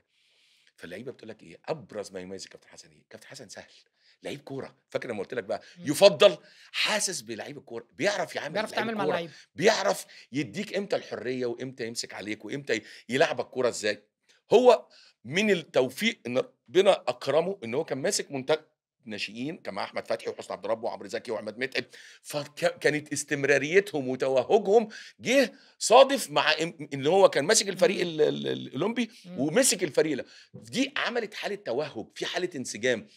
نجاح في إدارتهم، نجاح في إنه حقق البطولات، ما ممكن ناس تمسك فرقة جامدة جدًا وما تحققش بيها بطولات، ليه ما بصيتش لدي ده وأنت وارد بتقيّم جدًا، دي الكابتن حاجة حسن صعبة شحاتة؟ أصلًا إن أنا أمسك فرقة كلها نجوم، دي حاجة الناس اللي صعبة كانت جدًا. بتقول لك الكابتن جوهري، أنا باورّيك بس إيه، إن الناس أحيانًا ده إحنا كنا بنلعب كرة دفاعية، مين اللي كان عنده الجراءة إنه يلاعب إنجلترا وأيرلندا وهولندا بعد 50 سنة كرة محلية، كرة عقيمة ما وصلناش فيها، والراجل قدر يوصّلك، يقول لك إيه نفتح اللعب، إحنا لو كنا فتحنا كنا اللعب هنشيل مع إنجلترا 15. ومع هولندا ومع كنا الكلام هنشيل ده، 15. كنت هتخرج بنتيجة بفضيحة. لا يُحمد عقباها، دي كانت المرحلة الأولى، ربما لو كان الكابتن الجوهري أسعفه الحظ وإن هو بعد زيمبابوي ده كان وصل، كان هيبقى عنده من الخبرات ومن الquality للعيبة اللي يقدر يلعب كرة أكثر يعني هجومية. هجومية، إمم. أكثر انفتاحًا. الناس بتنسى عامل التدرج، بتنسى إن 50 سنة أنت مقفول عليك الأوضة دي بتلعب في دوري محلي محصور في صراع ما بين أهلي وزمالك. أنت النهارده كان المحترف الوحيد اللي عندنا في كأس العالم كان مجدي عبد الغني بيلعب في بيرامار البرتغالي، وكان عندك فرقة كلها محلية. لمّا جه الكابتن جوهر قال لك ده وقّف الدوري هو ما وقّفش الدوري، قال لهم أنا عايز اللعيبة دي يلعبوا الدوري باللعيبة. الأندية غلّبت مصلحتها الشخصية إن إزاي أخسر الدوري، أنا كزمالك إيه أو ده كأهلي. الأندية عملوا كده آه ساعتها؟ طبعًا، أصرّوا إن مش هنلعب دوري من غير الإيه، من غير اللعيبة الدوليين، فلغوا الدوري. ف فأُشيع يا عيني على كابتن جوهري إن هو اللي لغى الدوري، هو قال لك إحنا عندنا فجوة عمرية وفجوة تكتيكية وفجوة بدنية ما بيننا وما بين كأس العالم، أنا هاخد اللعيبة دي في معسكرات طويلة. طبعًا فكرة المعسكرات الطويلة دي دلوقتي مع الفيفا ديّة طبعًا فكرة بقت بالية، لمّا بتشوف الكلام ده، بس ده كان المناسب في الفترة في اللي كان فيها الوقت كابتن ده. جوهري، دلوقتي ما فيش الكلام ده، ما فيش حد هيتيح لك لهذا الكلام. كمان أنت عندك كان عندك محترف واحد، النهارده أنت عندك بُص بقى صلاح كام ومرموش ك وبيلعبوا في أحسن أندية وكارفاسيال. العالم، ولعيبة لا في بنحسد نادي بيها في العالم. هيسيبك كده ولا في دوري ولا في التزامات ولا في رعاة. وكان السنة اللي فاتت السنين بتاعة كابتن جوارديولا لا كان في رعاة ولا الكلام ده، كان أحمد المقدم الراجل الملياردير الدكتور إمم. اللي هو كان في إنجلترا، اللي كان جاي بيساهم مع دعم لعبد الأحد جمال الدين ودعم الدولة المصرية. لكن أنت دلوقتي أنت عندك sponsor، عندك رعاة، ما تقدرش تلغي دوري، ما طبعًا. تقدرش توقّف، ما تقدرش في فيفا ديّة لازم تشتغل عليها. فإذًا المقارنة مين، الكابتن جوهري والّا الكابتن حسن؟ كل واحد أسهم في عصره بأفضل ما يمكن في حدود الظروف المتاحة. ده اللي لازم الناس تفهمه، ولازم نكُف عن مين الأفضل، عطية والّا بيلو، عطية والّا السعدني، ما فيش الكلام دوّة. عطية مسك فرقة العبور في ظروف معيّنة، طلّع أحسن إنتاج فيها. محمد مسك العبور في ظروف مختلفة تمامًا. لمّا تحُط الاتنين في نفس الظروف، في نفس الquality الكلام يبقى قارن، يبقى قارن. لكن الاتنين ما اتحطّوش في نفس الظروف. من واحد معاه محترف واحد بعد 50 سنة، لواحد معاه لواحد أحسن لعيبة في معاه العالم. كتيبة، لواحد معاه جودة وvariety غير طبيعي. صح. أنت يا كابتن مثلًا الكابتن جوهري كان معاه الاتنين اللي في نُص الملعب، اللي هم يعني دماغ الكاس وحازم إمام وعبد الستار صبري. أنت النهارده عندك في فرقة الكابتن حسن شحاتة 6، 7، 8 حسني لعيبة وأحمد حسن تطلّع. وحسام غالي إحنا كان وشوقي عندك 2، 6. أنا ما شُفتش 2، 6 بالمنظر شوقي ده. وحسني. حسني عبد ربه بالذات كمان شوقي طبعًا لعيب كبير. حسني من اللعيبة ال6 اللي قلّما تجدها في الدوري المصري أو في تاريخ الكرة المصرية. لعيب قوي بدنيًا، بيدافع وبيشوط. كويس، بيشوط كويس، مهاري جدًا. لعيب أول مرّة تشوف لعيب مش قاطع، إحنا عندنا دايمًا نُص لعب، تلاقي مثلًا مع كامل يقطع ويدّيها الاحترام للفرقة لعيب التانية. بدنيًا بيقطع كويس وكورته ضعيفة. حسني من القليلين جدًا اللي جمع ما بين الاتنين، صح. تمرير، كرات بينية، تصويب، كورة، عقلية، كان غير طبيعي. طبعًا لمّا مزجت ما بينه وما بين شوقي بقى عندك نُص ملعب، وحطيت كمال بقى بقى. قدّامهم زيدان، حطيت وتريكا قدّامهم بوتريكا، حطيت قدّامهم أحمد عيد عبد الملك، حطيت قدّامهم معاك لعيبة وعندك variety غير طبيعي.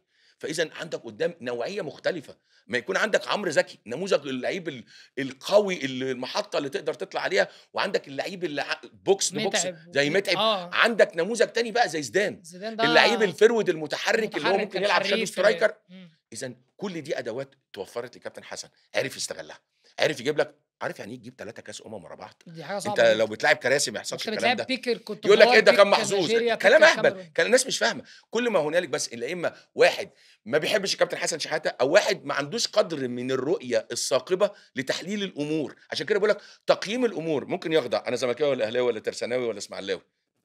تقييم الأمور، رؤية ضيقة جدًا، vision ضعيف جدًا، تنمُّر، علاقات شخصية، ما باحبش الحقبة دي وما باحبش حسن وما باحبش الجوهري، فشايف إن الناس دي فالأمور. لكن إمم. التجرُّد والرؤية والمعايير اللي أنت بتشتغل عليها لازم تكون واضحة جدًا، عشان أنت بتطلق أحكام على نجوم كبار جدًا. ما ينفعش تختزلهم في صورة نتيجة ماتش، كابتن جوهري ما وصلش كاس العالم بعد ما كسب زيمبابويه وقال لك جروبلر ده اتضرب وراح لعب، ومجدي عبد الغني مجدي طلبه ضيع كوره ما تضيعش. إمم. تعاملنا مع الكابتن جوهري بمنتهى الصلف. لمّا راح كأس العالم ورجع واتغلبنا من اليونان 6-1 تعاملنا معاه بمنطق النتيجة، مش بمنطق المشروع وبمنطق الاستمرارية. أكيد في طبعًا. ناس دفعت ضريبة فقدان معايير التقييم، دفعت ضريبة حياتها، اختُزل تاريخها كلّه واختُزل مجهودها على كلّه ماتش أو على ماتش أو نتيجة، وواحد نزل مجدي طلبة واحد من أحرف من أجمد وأحسن اللعيبة اللعيبة. اللي جُم في تاريخ مصر آه. قرار نزل اختار الحل الصعب، نزل بدماغه لو حط الكورة ببطن رجليه كنا وصلنا. جون. كان ساعتها الجوهري كان يبقى من أعظم المدربين مدرب الخالدين في دورتين ورا بعض يوصل كاس عالم، ما آه. وصلش. اتعاملنا معاه إيه، لأ شكرًا أنت ما حققتش نتيجة توكل على الله. غلط. مباراة ودية بنلاعب اليونان نتغلب 6-1. لا ده امشي، ده مدرب عقيم. فجأة من مدرب عظيم لمدرب عقيم. إمم. فرق بس الضاد اتشالت واتحط القاف. كارثة. كارثة. بُص التقييم بيخضع للأهواء الشخصية، للتأثُّر الرهيب بالأجواء، بالإعلام، بالجماهير. الأيادي اللي بتدير الكرة المصرية لا يجب أن تكون أيادي مرتعشة. لو أنت واحد زي ماجد سامي ده، ليه باقول لك أنا باشيد بيه؟ لإن واحد ولا هتقول لي أصل ما عندوش جمهور، لو عنده جمهور السمات لا تتغير. أنا متأكد لو ماجد سامي ده ماسك في الزمالك الأهلي أو وفي الأهلي الزمالك هيعمل نفس الكلام. هيبقى دي بنفس جراءة بتاعة الmindset. واحد وقدرة بتاعة واحد متعلم، عنده open mind، مُخ مفتوح، متعلم كويس، عنده جراءة، عنده سمات شخصية. إمم. فالناس اللي بتتكلم أصل ما عندوش يا بيه، طب ما هو دفع الضريبة دي وقعد 8، 9 سنين، إيه المشكلة؟ طب ما في فرق تانية بقى قعدت 15 و20 سنة تحت وما وما صعدتش. ليه صعدوش. ما قارنتش دي بدي؟ صح. ليه ما صعدتش ما قارنتش إنه صعد بمدرب ما كانش حد شاب ناس عنده عارفاه 33 وقدّم سنة. للكرة المصرية زي أبو قير للأسمدة لمّا قدّمت للكرة المصرية محمد عطية، مدرب واعد وممتاز، صح. زي ما كهربا إسماعيلية قدّمت ياسر الكناني. فإذا أنت النهارده لازم يعني مش أنت مش بتتعلم بس من الدوري الممتاز، أنت ممكن تتعلم من رؤساء أندية في دوري في المحترفين. الدوري لو أنت المحترفين عايز صح. تتعلم، لو فكرة التعلم دي فكرة واضحة وعندك صحة نفسية إنك تتعلم من أي حد، لكن فكرة إن أنت بقى متعالي وأنا شايف إن الأهلي والزمالك ما ينفعش يتعلموا من حد، لأ أنت ممكن تتعلم. وممكن الرسائل اللي قدّمها ماجد سامي وقدّمها أستاذ وليد أبو وردة بتاع كهربا إسماعيلية وقدّمها مجلس إدارة أبو قير الأسمدة، لأ أنت لازم تتعلم من ال3 أندية دُولة. إمم. لازم تتعلم من المقاولين لمّا جاب مدرب واعد شاب صغير زي محمد مكي وادّى له الفرصة يكمّل معاه. ده نادر أوي أمّا حد فما يبقى بالعقلية ما دي لازم بصراحة، نادر أنت أوي، أوي، أوي في إذًا مصر. أنت ما هو برضه دي مهمة الإعلام، إمم. إن تسليط الspot بس لحظة المكسب وساعده، وإن أنت الخفايا اللي ورا المشروع أنت مش ما شايفها. بتلقيش الspot عليها، فهنا أنت بتختزل المشروع كله. فألف مبروك يا كابتن ياسر، وألف مبروك يا كابتن محمد مكي، وألف مبروك يا إمم. كابتن محمد الشيخ. لأ ده في فريق عمل خلف الكواليس. إحنا قاعدين دلوقتي في فريق عمل بيشتغل فيه cast كبير جدًا بيشتغل، كاميرات ومراقبة وصوت الناس دي كلها دُولة مش بالنسبة للناس جنود مجهولين، بالنسبة لنا جنود أهم معلومين. مهمين جدًا. الصوت، الصورة، الشكل، الإضاءة، الديكور، كل دي حاجات مهمة جدًا. طبعًا. دُولة صُناع الquality. فلازم عشان صح. تصنع quality جيد تجيب ناس محترفة تعرف تصنع لك الquality، طبعًا. مش تجيب ناس كل رصيدها إنه كان نجم كبير، إن علاقاته مع المهندس مش عارف مين أو الدكتور مين أو اللواء مين. هو ده الرصيد اللي أنت بتشتغل في مصر في الكرة المصرية على أساسه. أو حد عنده انفعالات جماهيرية، الجمهور الفرقة خسرت ماتش أو اتعادلت ماتش أو نتعامل زي الجوهري، فجأة يُختزل تاريخه كله. أنت عندك مشروع وعندك خطة زمنية وعندك step خطوات بتمشي عليها. إمم. لازم كل فترة يحصل follow up وmeeting وتجتمع مع الراجل وتشوف وإيه الأسباب اللي عنده وإيه وإيه اللي بيحصل الأهداف اللي وإيه عندنا الأهداف وإيه المشروع بتاعنا. صح. عشان كده فكرة يعني المدير الرياضي اللي كانت اللي هي يعني فجأة بقت عندنا في مصر والنادي الأهلي جاب الكابتن محمد رمضان ونادي الزمالك جاب جون إدوارد. دي فكرة قديمة جدًا في أوروبا. يعني التتويج بتاعة الفكرة دي عندنا في مصر إحنا شايفينها إن هي حاجة مستحدثة ولسه بنقول إيه المدير الرياضي ده بيعمل إيه، ولسه مختلفين على الjob description بتاعه. دي طبعًا حاجة مش المفروض إن إحنا نظهر إمم. بالشكل دوّة. إمم. ولسه عمّالين نقول إيه ده راجل بيدير النادي لأ هو فعلًا في أوروبا المدير الرياضي بيبقى الcoordinator زي PSG. المنسق ما بين الإدارة إمم. العُليا اللي هي الboard وما إمم. بين الإدارة التنفيذية اللي هي الأجهزة الفنية فني مدير وقطاعات فني الناشئين. ده بيبقى كل حاجة في النادي. طيب نشوف برّه، الأندية كلّها ماشية كده، كده.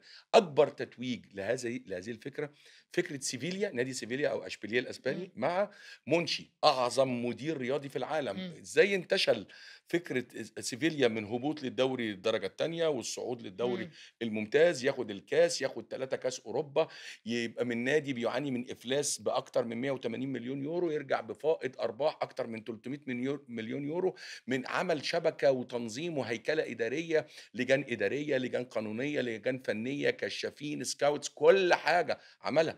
إحنا النهارده لمّا عملنا كده في النادي الأهلي جِبنا كابتن محمد رمضان بطوله، كنا متخيلين إن هو وهو يعمل ممكن كل يقدر. حاجة لوحده. ما فيش كده، ولمّا شوية طب هندخّل معاك حد يبُص على اللعيبة، طب إدارة مش لأ، ده أنت معاك إدارات. أمّا نشوف الأندية حتى برّه إمم، بتعيد تدوير مشاريعها بما يتناسب. يعني مثلًا النهضة اللي حصلت في PSG كانت بسبب إيه؟ اختيار ناصر الخليفي للويس كامبوس المدير الرياضي الجديد. بسبب لويس الراجل إنريكي جه أيوه. حط كل حاجة للنادي. النهارده الناس بتلوم نادي الزمالك جايب سمسار يدير النادي، جايب واحد من غير أبناء النادي. ما فيش حاجة اسمها الكلام ده. الكلام ده بقى يعني كلام old fashion قديم قديم أوي. أوي.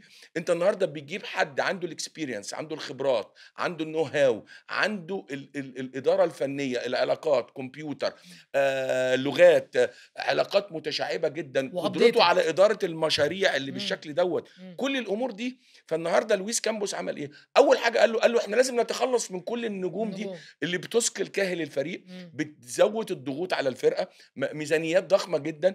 إحنا لازم نعمل الفرقة كلّها حوالين نجم واحد عندنا، اللي هو مين؟ ديمبلي. إمم. لمّا جابوا ديمبلي وخلّوا ماركينيوس وجابوا أشرف حكيمي، كلّها نجوم غير category B خالص، برضه، غير غير ميسي إمبابي وميسي ميسي ونيمار. وراموس آه، ونيمار. ميزانيات النهارده PSG إيه؟ بياخد بطولة أوروبا، بيوصل لنهائي كأس إمم، الأندية الأندية. العالم. بصرف النظر عن النتيجة النهائية إمم، مع تشيلسي، إمم، لكن تحس إن المشروع اتنقل نتيجة إن نادي بكل إمكانياته، ناصر الخليفي وPSG جابوا مدير رياضي. فإذًا اللي بيعمله نادي الزمالك ده مش اختراع، اللي عمله النادي الأهلي مع كابتن محمد رمضان مش اختراع. إحنا محتاجين نطوّر الفكرة دي، وإن نفهم إن قصة المدير الرياضي ده مش فرد بذاته، ده فرد حواليه إدارات، إدارة قانونية، كشافين، إدارة scouting أو تحليل الأداء، إدارة تسويق، علاقات عامة، ده جيش معاه. الراجل بيدير هذا الملف. ليه؟ لإن ممكن يكون مجلس إدارة النادي أو المؤسسة اللي بتدير كرة القدم، ممكن يكون فيها ناس ما بتعرفش في الكورة، هي بتوفّر ميزانيات، بت بت بت حاجات إدارية بتشترك كلّها. في المشروع، إمم، لكن لازم تجيب حد هو بيفهم في فني النواحي technical بقى. الفنية وعارف المشروع إيه وإيه إمم، الميزانيات إمم، المقررة عنده اللي يقدر يشتغل بيها، وعارف يتحرك إزاي. لكن الدورة المستندية بقى اللي بتلف عندنا، ولازم مش عارف مين يمضي، واجتماع مجلس إدارة أيوه، والمدير التنفيذي، الكلام ده عفى بطل. عليه الزمن. أيوه، أنت النهارده جون إدوارد أو كابتن محمد رمضان أو أي مدير رياضي في أي نادي، هو معاه صلاحيات من مجلس الإدارة، في سياسات اتحطت، في ميزانيات اترصدت، في أهداف ومشروع تم تحديد ملامحه. هو بقى بيختار مين الناس اللي تقدر تنفذ هذا المشروع، مين المدرب اللي أنا أروح أجيبه اللي يقدر يعمل لي إمم، هذا المشروع ويقدر يحقق لي أهدافه. في الآخر خالص أنا باحاسبه. لكن فكرة إن مجلس الإدارة كل واحد فينا برأي، ولجنة الكورة أي حاجة في مصر عايز إمم. تخدعها لفشل اعمل لها لجنة، لجنة الكورة ولجنة المش عارف إيه والحكماء ولجنة التخطيط. أيوه، إيه ده؟ لأ، هات حد واحد بتدّي له مقاليد الأمور، بتدّي له ميزانيات هو معيّنة، يكنترول كل هو حاجة بقى كنترول وكل وحد واحد بيفهم، تحت. حد عنده know how، حد عنده experience، عنده خبرات في إدارة هذه الملفات. إحنا شُفنا النهارده ما فيش لعيب طلع من نادي الزمالك قدر يسوّق، لعيبة تانية كانت بتمشي free. إمم، قدر حسام أشرف جدد له عقده سنتين إمم، وقعّره ب7 مليون جنيه لسموحة. إمم. النهارده بيشوف اللعيبة، باع شلبي ب35 مليون جنيه للبنك الأهلي، باع سيد نيمار ب25 مليون جنيه، أعاد تدوير اللعيبة ودخّل موارد، والنهارده بيشتغل، عنده علاقات متشعبة جدًا. نفس الكيس في النادي الأهلي. لابد من تعميق هذه الفكرة ومساندتها. بلاش بقى فكرة إيه ولاد النادي وأحفاد لا، لأ، النادي، الكلام ده كل خلص. الكلام ده قديم. ما فيش في العالم كل حد بيقدر يقول لك أولاد النادي غير في إمم، مصر، إمم، وكلّهم الجيل السابق اللي هرى النادي يعني خَد فرص كبيرة جدًا وما إمم، حققش أي نجاحات. ما إمم. فيش أسوأ من اللي فيه نادي الزمالك كان في الفترة اللي طب فاتت. بمناسبة يا دكتور الموضوع ده، أنت شايف الزمالك المفروض يعمل إيه السنة الجاية بإن هو هينافس الأهلي وهينافس بيراميدز بالإمكانيات دي وباللعيبة الجامدة، كل واحد فيهم عنده فرقتين، فأكيد في فرق مستوى بين تشكيلة الأهلي وبيراميدز عن الزمالك. طب أنت شايف الزمالك محتاج يعمل إيه عشان يقدر إن هو ينافس الأهلي وبيراميدز في أفريقيا وفي حاجة الدوري وفي واحدة، كده؟ يسيبوا جون إدوارد يشتغل بس. أنت مش جِبت واحد إمم، وبتثق فيه والخطوات والمشروع اللي بيتبني والكلام ده كله، إمم، يبقى في استقلالية لهذا الرجل، في صبر عليه، في تقييم في نهاية الموسم. ما فيش بقى في تدخُّل وطيور الظلام وأصل ده مش عارف إيه، أكيد في deal معمول ما بين مجلس إدارة النادي الزمالك المحترم إمم، برئاسة الأستاذ حسين لبيب مع الراجل إمم، على صيغة تعاقد معيّنة، على أهداف معيّنة، على مشروع معيّن، على إمم، ميزانيات محطوطة معيّنة، وفي تدرُّج. هو مش هييجي النهارده يختزل كل آه، الفشل اللي كان بيحصل ده، وييجي السنة الجاية ياخد الدوري والكاس وبطولة أفريقيا. وياخد كأس في العالم. تدرج في الكلام. أيوه، ملامح المشروع، أي مشروع عايز وقت. من الذكاء إنك لمّا تيجي تحط أهداف تحط لها خطة زمنية. وأبعاد خطة وإمتى زمنية. ربنا خلق الدنيا في 6 أيام، وكان قادر إن يخلق الدنيا كلها في ما يوم. بين الكاف والنوم، إمم، عشان يعلمنا إن التدرج والوقت ده أمر طبيعي جدًا. تيجي تزرع حاجة عايزة وقت عشان تحصدها، لكن لو قطفت بدري هيحصل هتاخد الحاجة إمم، الثمرة ممررة. كل أندية الدوري الممتاز بكل درجاته ودوري المحترفين لابد إن هم يحسنوا، أولًا يبنوا مشروع، يحسنوا اختيار اللي هينفذوا المشروع، يدّوا وقت كافي، يدّوا ميزانيات كافية، نتحرّك في إطار المشروع بتاعنا. لابد من تطوير قطاعات الناشئين كمان، عشان خاطر تربط النادي من تحت بفوق، لكن الأندية اللي باصة فوق على طول وقطاعات الناشئين عندها تحت مترهلة. يعني عايز أقول لك أنا كان عندي علاج لمشكلة نادي الإسماعيلي. هو الإسماعيلي على مدار 100 سنة ثروة إيه؟ الإسماعيلية من أفقر المحافظات اللي عندنا، هي عكس إسكندرية تمامًا رجال أعمال. الثروة البشرية هي نقطة أو كلمة السر في النادي الإسماعيلي. عبد الله السعيد وحسني عبد رب وأحمد فتحي وعماد وعمر النحاس الجمال اقعد بقى قُل. وبركات وقبل كده بقى حمد وعماد الرومي ومحمد حازم وحمزة الله الجمال يرحمه وعماد وأحمد. سليمان وعلي أبو إمم، جريش. كل دول كانوا طالعين منين؟ من ولاد النادي الإسماعيلي. الإسماعيلي. لا كان في شِرا. فإذًا أنت الثروة البشرية، اصرف على قطاع الناشئين في النادي الإسماعيلي. القطاع ده أنت في عز ما قافلين القيد 3 مرات يا راجل. طلّعت محمد نصر وطلّعت عبد السميع وطلّعت مش عارف مين ومين ومين ومين ومين، وأنا اشتغلت في النادي الإسماعيلي في الفريق الأول. القطاع بس يا عيني مدربين تحت بتاخد فلوس قليله جدا. جدًا. ملعب ضيق جدا، ادوات ضعيفه، كله باصص فوق. ده انت جزء، انت الثروه عندك بس مش عارف تنقب عليها. انت على طول بتروح تجيب لعيبه ب 20 و25 مليون، وانت مش امكانياتك انك تسير الاهلي والزمالك في هذا في الأمور في هذا المادية. التراك. انت مش هتقدر على بيراميدز ولا هتقدر على الكيانات الكبيره اللي زي البنك الاهلي اللي وراها كيانات اقتصاديه كبيره. انت لازم تنقب الثروه عندك فين. انت الثروه عندك في الاسماعيلي ثروه بشريه، في فلازم اللعيبة. تحسن إلى هذه إمم. تجيب مدربين الناشئين يرفع لهم مرتباتهم، تعمل لهم لبس كويس، مكافآت كويسة. تجيب scouts كويس جدًا يكتشفوا اللعيبة ديّة من بدري. هيبقى حجم الإنفاق قليل جدًا لإن مطلّع لعيبة من النادي. لكن للأسف الشديد كُلّه دلوقتي عايز يخش في الtrack بتاع النادي الأهلي أنا جِبت ده ومش ب20.000.000 وده مش ممكن ب30.000.000. مش هتساير. أنت عليك هتعرف، مش مديونيات هتنافسه. قد كده، صح، عليك إيقاف قيد، صح. عندك ثروة بشرية أنت غافل عنها وبتبُص في حتّة تانية، مش هتقدر تجاري الناس التانيين. كده، كده. وبالعكس القيمة السوقية ليك كنادي الإسماعيلي هتقعد تنزل، تنزل، تنزل. تنزل. هتبقى أنت دلوقتي من أندية الوسط. السنة اللي فاتت بقيت من أندية القاع.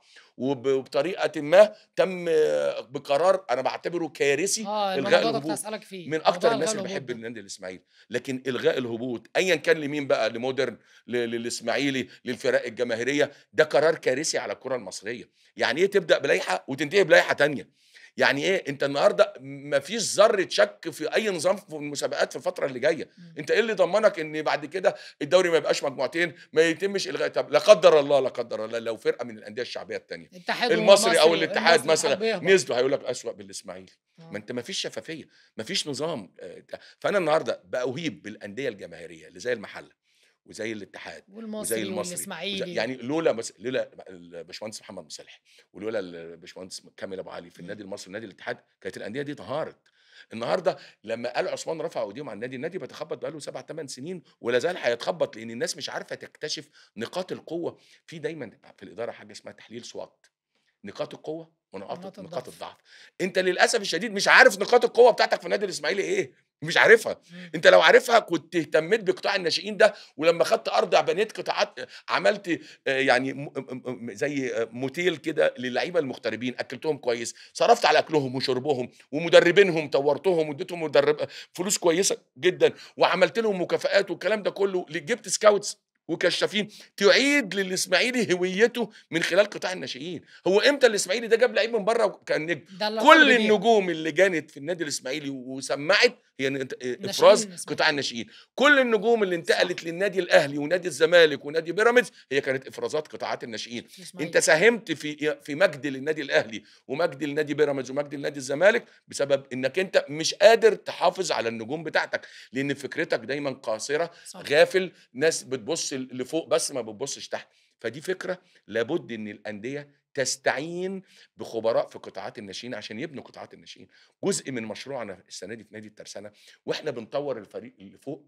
شايف مشروع الترسانة ده يبقى إزاي يا دكتور؟ بُص، يعني يعني طبعًا أنت. أنا ما كنتش حابب إن طبعًا في مجلس إدارة بيقدر إمم. يتكلم، لكن بما إننا موجودين، آه. أولًا أنا لمّا جيت السنة اللي فاتت ما كنتش جاي للسنة اللي فاتت، أنا جيت في آخر 9 ماتشات. حلو. كان اتفاق الناس معايا إن أنت جاي للسنة الجاية، فلازم تشوف الفرقة دلوقتي لإن إحنا عندنا مشكلة كبيرة جدًا.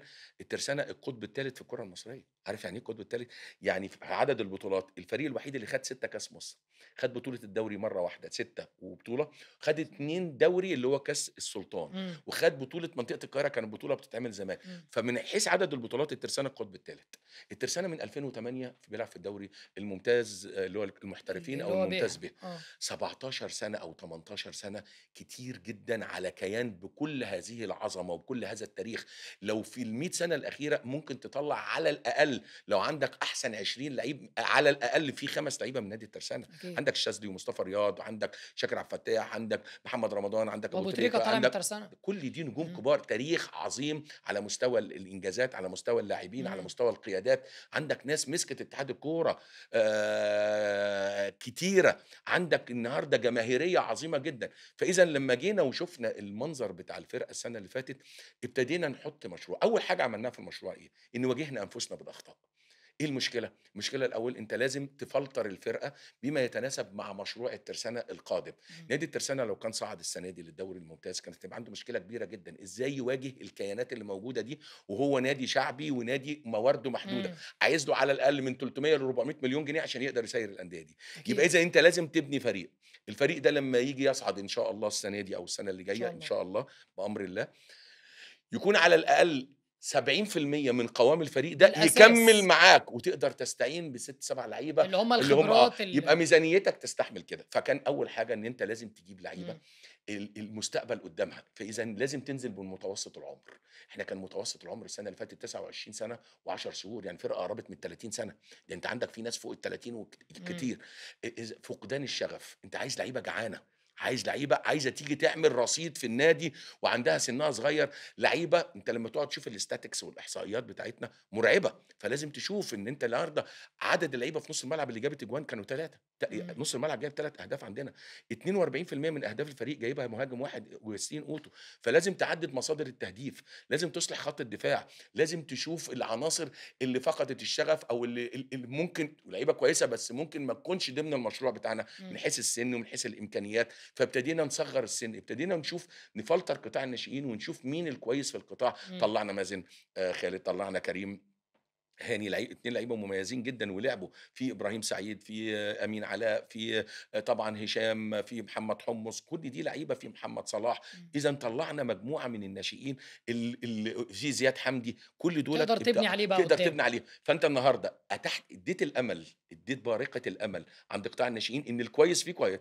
استعان مجلس الإدارة بالدكتور بدر شحاتة مع الكابتن يحيى السيد. بقى عندك الجانب اللي بيمثّل العلم وبرمجة إمم. التدريب، وعندك الجانب اللي بيمثّل الخبرة الكابتن يحيى. أعادوا تقييم قطاعات الناشئين قطاع الناشئين وقطاع البراعم والقطاع التاني الموازي اللي عندهم. ابتدى يفلتروا الفرق، ابتدى يحطوا برامج للمدربين، ابتدى نعمل ورش عمل للمدربين عشان نطوّر العنصر البشري اللي هيطوّر الناشئين. ما هو طبعًا. الناشئ ده هيطلع إزاي؟ مش طبعًا. هيطلع شيطاني، أكيد لو في قدرات كويسة فمحتاج مدرب يشتغل معاه. طبعًا. الحاج طارق ومجلس الإدارة ابتدى يرصد ميزانيات أكتر، ابتدى يفلتر المدربين ويبتدى يزوّد المرتبات عشان خاطر الناس تعرف يدّي تشتغل حوافز إمم، للمدربين، إمم، غيّر لهم الملعب الفرعي خالص وعمل لهم ملعب جديد بالتعاون مع وزارة الشباب والرياضة، ابتدى يزوّد في المرتبات، ابتدى يدّي حوافز وعمل لجان لاكتشاف المواهب، ابتدينا ناخد نادي تاني زي نادي إمبابة وعملنا فيه مشروع العناصر الكويسة اللي في قطاع الناشئين اللي محتاجة سنة أو 2 وممكن ما تقدرش تلعبهم في الفريق الأول، لكن ممكن زي تجربة ديلفي وزي تجربة إمم، ديروت، فابتدينا خدنا نادي جنبينا، وليه خدنا نادي إمبابة؟ لأنه أولًا في محافظة الجيزة، ثانيًا جنبينا، ثالثًا follow up بيتعمل على الولاد اللي هم نواتج قطاع الناشئين، بدل ما يلعب آخر سنة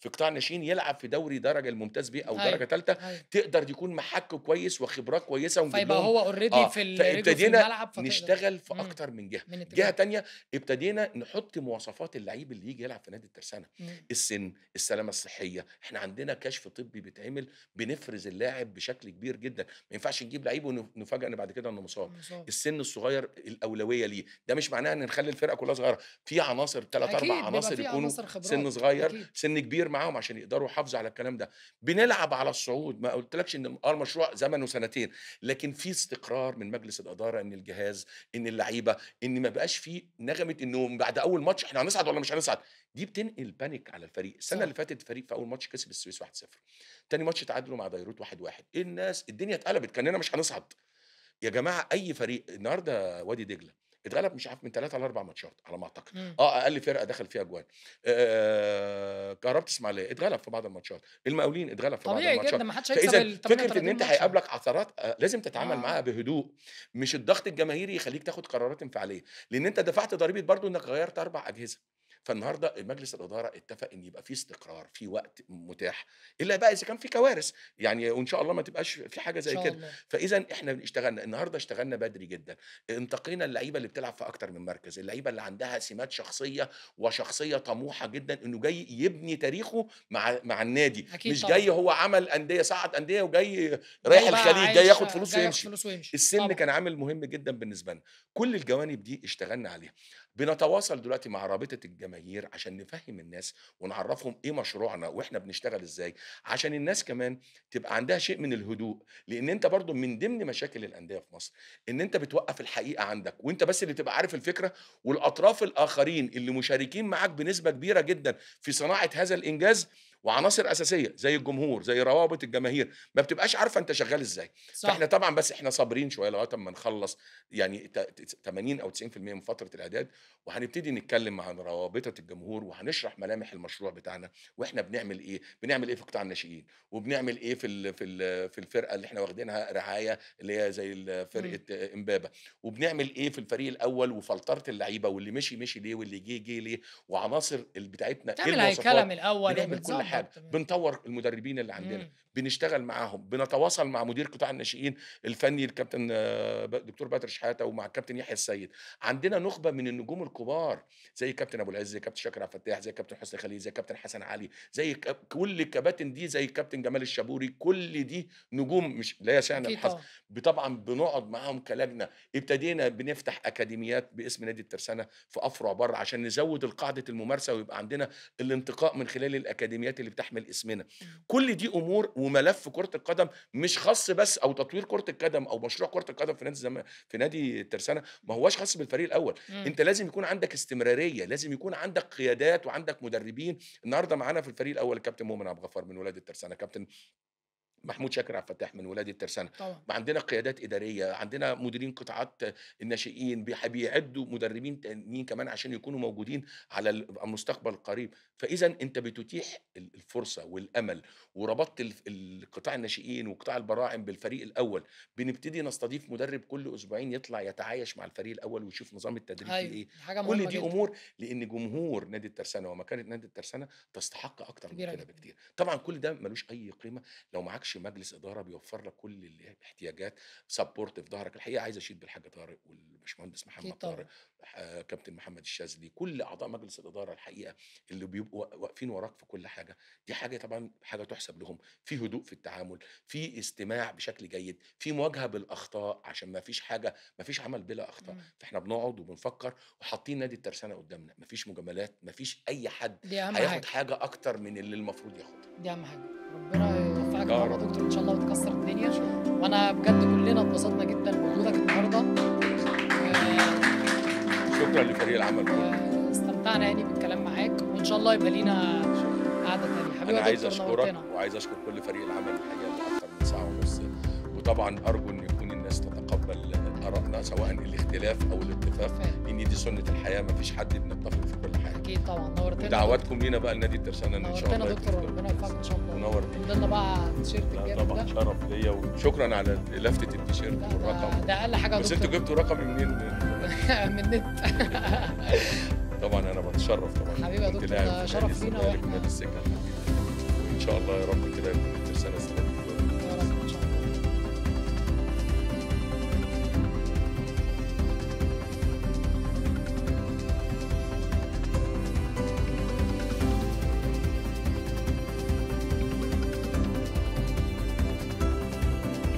أنا معاك.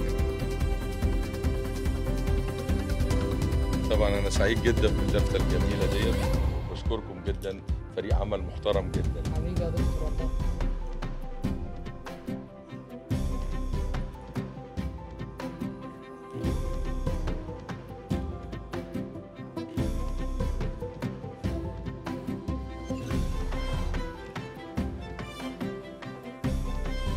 نورتنا يا دكتور. الله يخليك، شكرا يا ولاد.